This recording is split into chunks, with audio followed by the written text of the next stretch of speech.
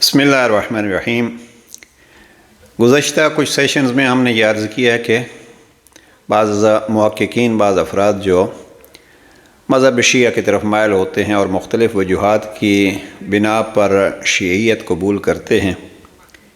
تو ہم نے وعدہ کیا تھا اور ضمناً اس وعدے کو نبھانے کے لیے آج یہ عرض کرنا چاہتے ہیں کہ ہمارا اپنا خاندان جس واقعے کی وجہ سے شیعہ ہوا وہ بھی بڑا دلچسپ واقعہ ہے۔ ہوا کچھ یوں کہ ہمارے ایک جاننے والے بزرگ پروردگار ان کو کروٹ جنت عطا فرمائے، جناب غلام محمد مرحوم،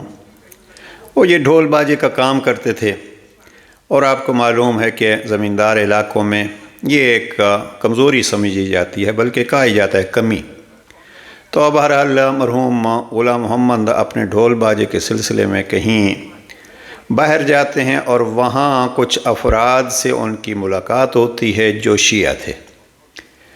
کس بنا پہ بحث ان کے ساتھ ہوئی، بہرحال یہ شیعہ ہو جاتے ہیں۔ واپس جب آتے ہیں گاؤں میں تو ہاتھ کھول کے نماز پڑھتے ہیں۔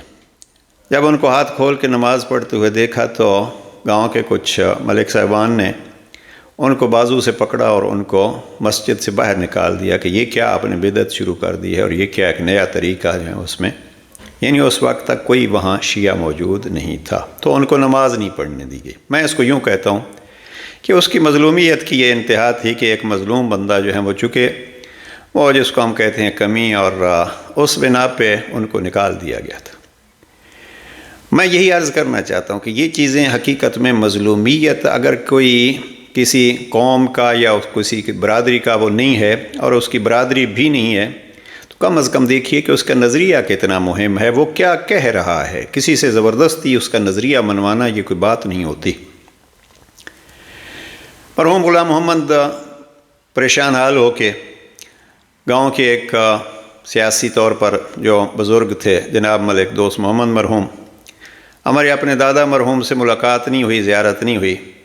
لیکن ہمارے والد صاحب بھی اور پھر ہمارے چچا اور دوسرے افراد جو اس وقت موجود تھے وہ سارا یہ قصہ سناتے ہیں، اور مرحوم دوست محمد صاحب سے ہماری ملاقات ہوئی ہے۔ جناب غلام محمد بزرگوار چلے جاتے ہیں ملک دوست محمد کے پاس اور ان کو واقعہ بتلاتے ہیں کہ میں ایک نظریے کو قبول کیا، میں نے ہاتھ کھول کے نماز پڑھنا شروع کی ہے تو مجھے مسجد سے نکلوا دیا گیا۔ مرحوم دوست محمد نے ہمارے دادا بزرگوار کو، غلام حسین اس میں گرامی تھا ان کا، یہ تقریباً 1944-45 کی بات ہے، اس لیے کہ ہمارے دادا مرحوم اس زمانے میں 1947 کی ابتدا میں زیارات پہ گئے تھے، اور یہ عراق، ایران اور مدینہ کی زیارات انہوں نے اس دور میں کی تھیں۔ تو یہ بلاتے ہیں ہمارے دادا کو ملک دوست محمد، اور ان کو کہتے ہیں کہ یہ نماز پڑھنا چاہتے ہیں، ہم ان کو نماز پڑھیں گے اور ہم ان کی حفاظت کریں گے، ہم ان کا دفاع کریں گے۔ نماز پڑھی، بہرحال کیسے انہوں نے پڑھی، غلام محمد مرحوم نے پڑھی نماز، اور پھر اختلافاتی صورت جب پیدا ہوئی تو طے یہ ہوا کہ مناظرہ ہو جائے۔ اب اس دور میں مناظرے کے لیے ٹیکسلے میں جناب مولانا محمد بشیر انصاری مرحوم کا بول بالا تھا، وہ بہت سارے مناظرے جیت چکے تھے اور شہرت تھی، اور ان کو کہا جا رہا تھا فاتح ٹیکسلا۔ رابطہ کیا گیا جناب مولانا محمد بشیر انصاری صاحب سے، وہ ان کی جوانی کا زمانہ تھا، وہ تشریف لاتے ہیں، اور دوسری طرف سے کوئی 13 یا 14 علماء کرام اہل سنت برادران کی طرف سے موجود تھے۔ ان کے جو ہیڈ تھے، بہرحال مناسب نہیں ہے نام لینا، وہ بھی ہم ابھی تک جانتے ہیں، اسی علاقے سے ان کا تعلق تھا۔ بہرحال بہت ساری کتابیں، بہت سارا علاقہ اکٹھا، پہلا ایک موقع تھا کہ شیعہ کیا ہوتے ہیں اور شیعہ سنی سلسلہ کیسے چل رہا ہے، تو بہرحال کتابیں بھی اکٹھی ہو گئیں اور افراد بھی اکٹھے ہو گئے۔ مولانا بشیر انصاری مرحوم، ہمارے دادا اور ملک دوست محمد، اور جیسے برادریوں میں ہوتا ہے چند دوسرے افراد وہاں بھی موجود تھے سنی لیکن وہاں موجود تھے۔ جو مخالف سائیڈ تھے اہل سنت برادران کے جو علماء تھے، انہوں نے عربی میں کچھ مناظرے کے اصول یا آپ کہیے کہ مناظرے کے جو بنیادی چیزیں ہوتی ہیں وہ عربی میں لکھ کے بھیجی ہیں کہ مناظرے کا موضوع کیا ہوگا اور شرائط مناظرہ کیا ہوں گی. انہوں نے یہ چیزیں لکھ بھیجی ہیں عربی میں. تو یہ حقیقت میں تو وہ چیک کرنا چاہتے تھے کہ مولانا بشیر انصاری جو ہیں وہ کتنا ان کے پاس علم ہے. پہلے تو جب وہ شخص آیا جو خط لے کے آیا تو اس نے دیکھا کہ ایک جوان سا عالم ہے اور کوئی زیادہ وہ پریشانی اور کوئی اس میں بھی نہیں ہے اور کوئی زیادہ کتابیں بھی نہیں ہیں. تو وہ خود حیران ہوا کہ اتنا اطمینان ان کو کیسے حاصل ہے. بہرحال انہوں نے آ کے وہ خط دیا تو مولانا بشیر مرحوم نے یہ خط دیکھا، پڑھا اور سرخ قلم سے اس پہ وہاں جہاں عربی عبارات کی غلطیاں تھیں ان کی تصحیح کر دی اور واپس بھیج دیا کہ پہلے اپنی عربی صحیح کر کے پھر شرائط طے کرو تو پھر انشاءاللہ آگے بحث ہوگی.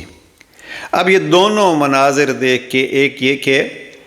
اتنا اطمینان، جب انہوں نے جا کے بتلایا یہ شخص آئے تھے علماء کو کہ اتنا اطمینان ہے اس کو اور ایسے بیٹھا ہے وہ تو کوئی زیادہ پریشانی یا کوئی زیادہ کتابیں بھی نہیں ہیں. اور دوسرا یہ ہے کہ یہ عربی کے جو غلطیاں صحیح کی گئی ہیں تو اس پہ خود علماء بھی متوجہ ہو گئے کہ کوئی آدمی کا معیار کیا ہے. اور ہوا یہ ہے کہ پھر وہ وہیں کتابیں وغیرہ چھوڑ کے انہوں نے کہا ہم مناظرہ ایسے شخص سے نہیں کرتے اور یہ نہیں کرتے، کہ جیسے ذریعہ ہوتا ہے کہ ایک بہانہ بنا کے وہ کتابیں بھی وہاں اور پھر علماء چلے گئے اور وہ کتابیں کئی دن تک وہاں پڑی رہیں اور اس کے بعد کتابیں وہاں سے اٹھوائی گئیں. اب اس کا اثر یہ ہوا کہ چونکہ ایک عالم کو بلایا گیا تھا اس بنا پہ کہ وہ آئیں گے اور گفتگو کریں گے اور مناظرہ ہوگا، تو یہ مناظرے کی شکست کی وجہ سے پھر بہت سارے اور افراد، جناب ملک دوست محمد اور ہمارے دادا اور بہت سارے افراد جو ہیں وہ شیعیت قبول کر لیتے ہیں. اور آپ حیران رہیں گے کہ اللہ اگر کرم کرنا چاہے تو اس کا کیا ہوتا ہے. اس وقت اسی جگہ کے تقریباً 26 علماء کرام دنیا بھر کے مختلف ممالک میں خدمات دینی انجام دے رہے ہیں اور ہم بھی ان میں سے ایک طالب علم کے عنوان سے کچھ نہ کچھ معروضات پیش کر رہے ہیں. لیکن ہم سلام کرتے ہیں اس شخصیت کو، جناب غلام محمد مرحوم کو، اور میں جب بھی جاتا ہوں تو ان کی قبر پہ جا کے سلام کرتا ہوں کہ کتنی اچھی بنیاد انہوں نے رکھی تھی. اور دوسرا یہ ہے کہ آپ دیکھیے کہ اللہ سبحانہ وتعالی اگر کسی سے کام لینا چاہتا ہے تو وہ کیسے کام لیتا ہے. بس ہم اپنی گفتگو کو اس پہ ختم کرتے ہیں کہ یقیناً آج جو بھی کام ہو رہا ہے اگر آپ وہاں جا کے دیکھیں، ہماری مسجد جو ہے وہ علاقے کی خوبصورت مسجدوں میں سے ہے، ہماری امام بارگاہ جو ہے وہ علاقے کی خوبصورت امام بارگاہوں میں سے ہے. الحمدللہ سینکڑوں کے حساب سے خاندان جو ہیں وہ شیعہ ہیں. اور لیکن ایک چیز جو ہے عرض کرتا جاؤں، وہاں شیعہ سنی اختلافات میں اس کا سخت مخالف ہوں اور یہ چیزیں اس لیے عرض کر رہا ہوں کہ اس سے فائدہ کیا ہوتا ہے. اپنے نظریات دیکھیے، نظریات بدلتے رہتے ہیں، لیکن الحمدللہ کبھی کبھی باہر کے کچھ جو سیاسی یتیم مولوی ہوتے ہیں وہ آتے ہیں تو اختلافات ہوتے رہے. لیکن اکثر الحمدللہ اس وقت تک بھی ہمارے یعنی اہل سنت برادران مجالس میں بھی آتے ہیں. ہمارا آپس میں بھائیوں کی طرح ایک دوسرے کے ساتھ تعلق ہے، ایک دوسرے کی شادی بیاہ میں خوشی غمی میں سارا آنا جانا ہے. لہذا میں گزارش کروں کہ وہ افراد جو شیعیت کو اور سنیت کو ایک دوسرے کا دشمن سمجھتے ہیں، نظریات الگ ہوتے ہیں، تحقیق کیجئے یا مثلا اس انداز سے حقائق کو جانیے. اس لیے کہ ہمارے بزرگوں کو جب یہ معلوم ہوا کہ دیکھیے وہ مولوی صاحبان چھوڑ کے چلے گئے ہیں، مقصد یہ ہے کہ ان کے سوالات کا جواب دینے کے لیے ان کے پاس کچھ نہیں تھا، تو انہوں نے سمجھ لیا کہ یہ شخص جو ہے وہ حق پہ ہے اور دوسرے جو ہیں وہ ان کی گفتگو صحیح نہیں ہے. لیکن اس کا مقصد یہ نہیں ہوتا کہ کوئی مناظرہ جیت جائے تو دوسروں کے لیے پانی حقہ جو ہے وہ بند کر دیا جائے. نہیں، الحمدللہ اب بھی جب ہم دیکھتے ہیں، اور جناب ملک دوست محمد صاحب کے ایک فرزند ہیں جو اتحاد کا ہمارے لیے ایک بہترین نمونہ ہیں، اس وقت بھی آج بھی ان سے بات ہو رہی تھی. تو ہمارا اللہ گزارش یہ ہے کہ دیکھیے یہ اللہ کا کرم ہے. اور پھر ہم یاد کرتے ہیں جناب غلام محمد مرحوم کو. اور میں یہاں عرض کروں کہ نہج البلاغہ کا خطبہ نمبر 12 جناب امیر علیہ السلام جب جنگ جمل میں فتح ہوتی ہے اور واپس پلٹ رہے ہیں تو ایک صحابی نے عرض کی کہ میرا فلاں بھائی بھی یہاں ہوتا تو آپ کی اس فتح کو دیکھ کر خوش ہوتا. حضرت نے فرمایا کیا تمہارا بھائی ہمیں دوست رکھتا تھا؟ آپ کے بھائی کی تمنا تمنائیں ہمارے ساتھ تھیں؟ تو اس نے کہا ہاں۔ تو امام فرماتے ہیں فقط شاہدنا ولقد شاہدنا فی عسکرنا، آپ کا بھائی بھی ہمارے اس فتح میں موجود تھا، بلکہ اس لشکر میں وہ اشخاص بھی موجود ہیں جو ابھی مردوں کی صلب میں اور عورتوں کے شکم میں ہیں، ان قریب زمانہ انہیں ظاہر کرے گا اور ان سے ایمان کو تقویت پہنچے گی۔ تو حقیقت یہ ہے کہ جو اچھی بنیادیں رکھ گئے ہیں آج تک بھی ان کو اس کا اجر اور ثواب مل رہا ہے۔ پروردگار جناب غلام محمد مرحوم کے درجات بلند فرمائے، اور وہ جنہوں نے اس مظلوم کا ساتھ دیا، اور آج مظلوم حسین کی عزاداری بھی ہو رہی ہے، اور جناب امیر المؤمنین کے فضائل بھی، اور بڑے بڑے ملک بھر کے علماء اب وہاں تشریف لے جاتے ہیں، اور جو کچھ کار خیر ہو رہے ہیں یقیناً ان کا ثواب جناب غلام محمد مرحوم کو ملے گا۔ لیکن آپ ذہن میں رکھیے اللہ مدد کسی کی کرنا چاہتا ہے تو ایسے بھی مدد ہو جاتی ہے۔ السلام علیکم ورحمۃ اللہ۔